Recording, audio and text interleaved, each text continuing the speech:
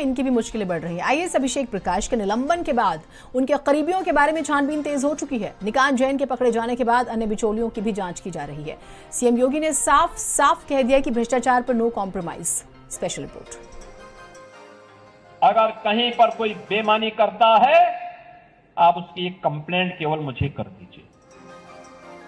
भ्रष्टाचार जो घुन की तरह व्यवस्था को खोखला कर रहा है, इस पर बड़े प्रहार की तैयारी के साथ सरकार कार्य करने जा रही है। तो सुना आपने सीएम योगी आदित्यनाथ की इस नसीहत को।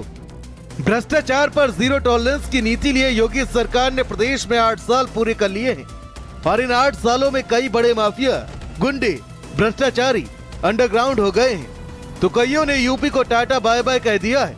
यही हनक भी है योगी सरकार की। हमने पहले ही कहा है कि अपराध और अपराधियों के प्रति, भ्रष्टाचार और भ्रष्टाचारियों के प्रति सरकार जीरो टॉलरेंस की नीति के तहत काम करेगी।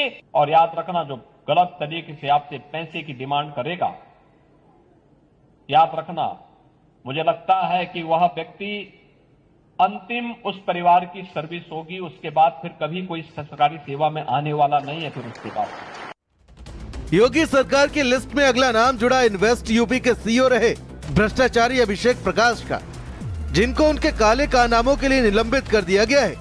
आरोपी के 16 प्लांट के लिए 5% की कमीशन मांग रहे थे। धीरे धीरे खुलना शुरू हुई अभिषेक प्रकाश के भ्रष्टाचार से जुड़ी फाइलों के बीच अब ईडी ने भी आईएएस अभिषेक प्रकाश पर शिकंजा कसना शुरू कर दिया है।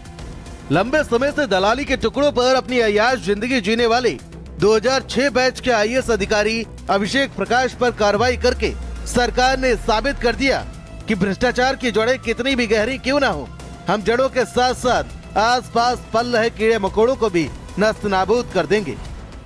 भ्रष्टाचार पर योगी सरकार का हंटर लगातार चल रहा है। कुछ दिन पहले अभिषेक प्रकाश, जो कि आईएएस अफसर थे, उनको निलंबित किया गया और अब अन्य पर भी कार्रवाई की तैयारी चल रही है। आपको बता दें कि जीरो टॉलरेंस को लेकर पूरी तरह से योगी सरकार काम कर रही है।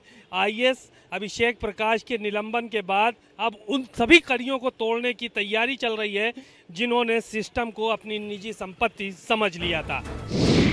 चलिए जानते हैं कि आखिर कौन है भ्रष्टाचारी अभिषेक प्रकाश। गौर से देखिए इस चेहरे को। तस्वीरों में दिख रहा व्यक्ति वरिष्ठ भ्रष्टाचारी अभिषेक प्रकाश है। इनके कारनामे आप सुनेंगे तो चौंक जाएंगे। भोले से चेहरे के पीछे काली करतूतों की फहरिस्त काफी लंबी है। इसके बारे में कहा जाता है कि जहां जहां अभिषेक प्रकाश का अभिषेक हुआ है, वहां वहां वो विभाग को अंदर ही अंदर दीमक की तरह खाते रहे और जब वहां से ट्रांसफर हुआ तो बची सिर्फ खोखली जमीन। भ्रष्टाचारी अभिषेक प्रकाश की काली कुंडली 31 अक्टूबर 2019 से 7 जून तक लखनऊ के जिलाधिकारी रहे। 23 अक्टूबर 2020 से 25 जुलाई तक एसडीए रहे। अलीगढ़, लखीमपुर खीरी और हमीरपुर में डीएम रहे। अभिषेक प्रकाश जहां भी रहे, काले कारनामों की वजह से लगातार चर्चाओं में रहे। अलीगढ़ में जमीन धांधली का आरोप, लखीमपुर में सरकारी टेंडरों में हेरफेर की बात, हमीरपुर में खनन माफियाओं से सांठगांठ के आरोप। आईएएस अभिषेक प्रकाश जहां भी तैनात रहे, वहां उन्होंने प्रॉपर्टी बनाई। अभिषेक प्रकाश जब एलडीए के वीसी थे, तब उन्होंने कई बिल्डरों को मदद पहुंचाई। कुछ के साथ अभिषेक प्रकाश की साझेदारी भी बताई जा रही है। यही नहीं, आईएएस अभिषेक प्रकाश के लखनऊ में पोस्टिंग के दौरान हुए ट्रांसफर और पोस्टिंग के बारे में भी पुलिस जानकारी जुटा रही है। ईडी ने अपनी जांच को शुरू करते हुए लखनऊ पुलिस से अभिषेक प्रकाश के खिलाफ दर्ज मामलों और अन्य सभी मामलों से जुड़े दस्तावेज मांगे हैं। प्रदेश सरकार की ओर से सभी विभागीय अफसरों को अभिषेक प्रकाश से जुड़े जरूरी दस्तावेजों को ईडी को सौंपने का आदेश दिया गया है। यहाँ पर योगी सरकार का हंटर, योगी सरकार का चाबुक लगातार चल रहा है और भ्रष्ट अफसरों के ऊपर कार्रवाई तो की ही जा रही है, साथ साथ सिस्टम का लाभ उठाने वाले जो बिल्डर हैं उनको भी बख्शा नहीं जाएगा। योगी सरकार के इस फैसले ने साफ कर दिया है कि भ्रष्टाचार का बोझ जिन अफसरों पर सवार है, उसको उतारने के लिए सरकारी हंटर तैयार है।